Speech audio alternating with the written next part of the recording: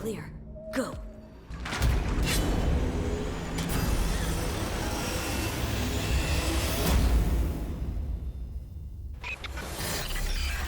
Welcome back to another edition of the Cyberpunk 2077 lore series, focusing on the history of the Nomads. Recent updates on Cyberpunk Red from Mike Pondsmith and R. Talsorian Games indicate that the Nomads are going to play a significant part of shaping the narrative leading up to Cyberpunk 2077. So, who are the Nomads? In America, there are around 7 million Nomads, and over half of them have given their allegiance to one of the 7 Nomad nations. These groups are composed of clans, tribes, and families which share common interests and enemies. Today's video will focus on the Jodes and Malachi Jode. The original Jode family came from Oklahoma, Texas, and Kansas.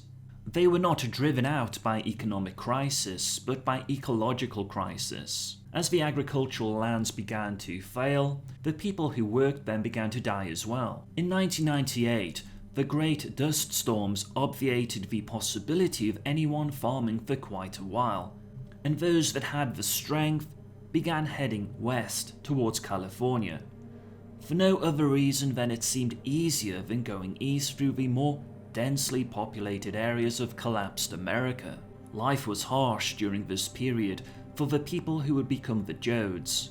They wanted nothing more than to rest a while, gather some food, and spend the coming autumn in relative peace.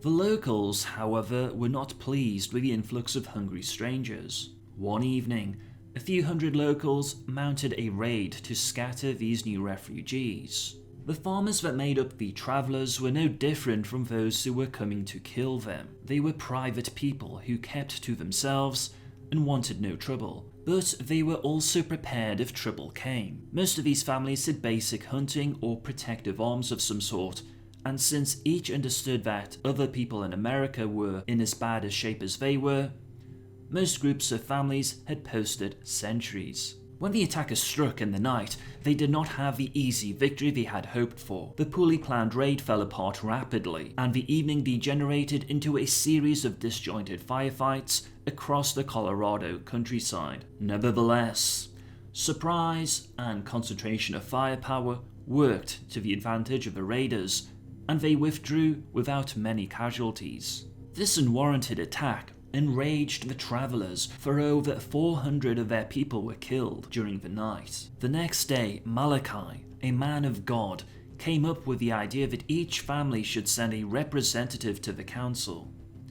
The representative should not be the most capable member of the family, whom he said should stay on watch in case the attackers returned, but someone trusted by all. That morning, 120 refugees sat in council. Malachi, by virtue of having had the idea, chaired the meeting. All of them were tired, he said. They still had a long way to go to get to California, and yet, what would they do once they arrived? He talked about defending themselves, protecting their children, and the hard winter to come.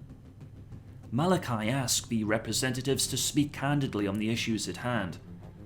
After about 4 hours, it was clear that everyone present was in accord. All wanted protection for their families, revenge on their attackers, and the freedom to leave this potential coalition when they felt the time was right. Malachi replied that all their fears and wants were well-founded, and that they could meet these adversities together by signing a partnership. Great ideas should always be put to paper, he said. The Mayflower Compact, the Declaration of Independence, and the Constitution were written down for all to see.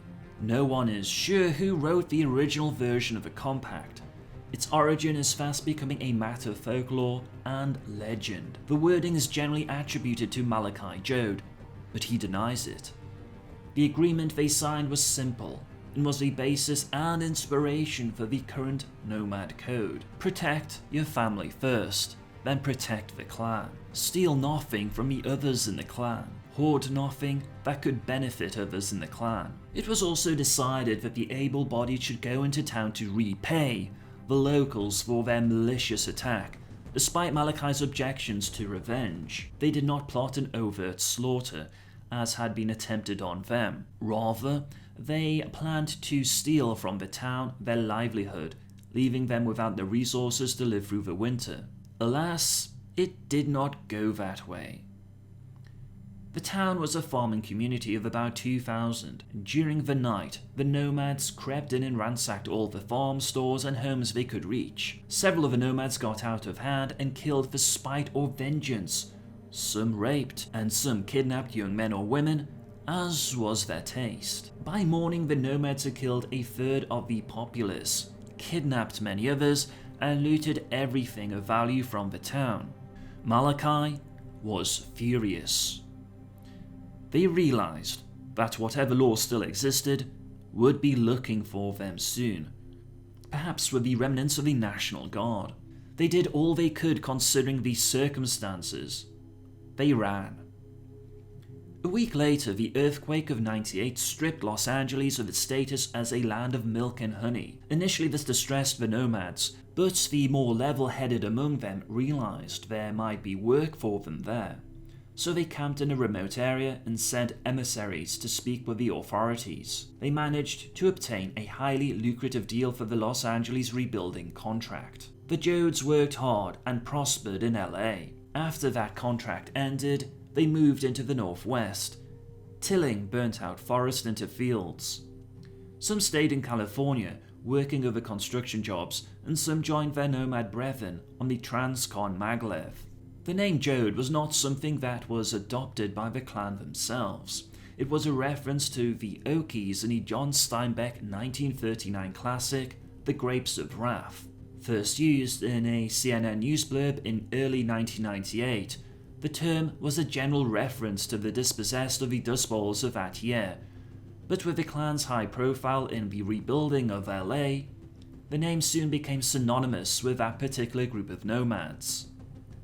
After a while, some members co-opted the name for signing legal documents. The first was Malachi, who signed the name Jode on the contract with the city of Los Angeles. There are still debates whether his doing so was a prescient move or a tongue-in-cheek social statement. Unlike other nomad groups, the Jodes have worked actively to reject the culture of the statics, and are very uncomfortable in what they perceive as static situations. Jode encampments are never found within the limits of the city. Many former superstitions have gained religious importance within the clan. The ghosts of the city, the spirits of the open road, the zeitgeist, fear of imprisonment, and many more beliefs now shape their worldview. As for the leader of the Jodes, Malachi Jode is described as a tall, gaunt man with hair the colour of ash. His skin has been darkened by the sun, and his features are neutral enough that his ethnicity is a subject of quiet debate. He speaks in a quiet, even, and powerful voice, the voice of authority. Malachi is reluctant to discuss his early life. It was believed he was in his 20s when the Dust Bowl hit Oklahoma. In his opinion, his past does not matter, nor does anyone else's to him. What any of the Jodes did before they joined the nation is irrelevant. Only what they do with their lives once they are here is important. Malachi has always had a vision for the Nomads. At first it was only that they maintain a fair and equitable relationship among themselves. Then his vision grew to call for fair play among packs who had to work together, and onward until the Jodes became the first nation to have treaties between its major tribes. As the Jodes became larger, Malachi was challenged in many of his beliefs.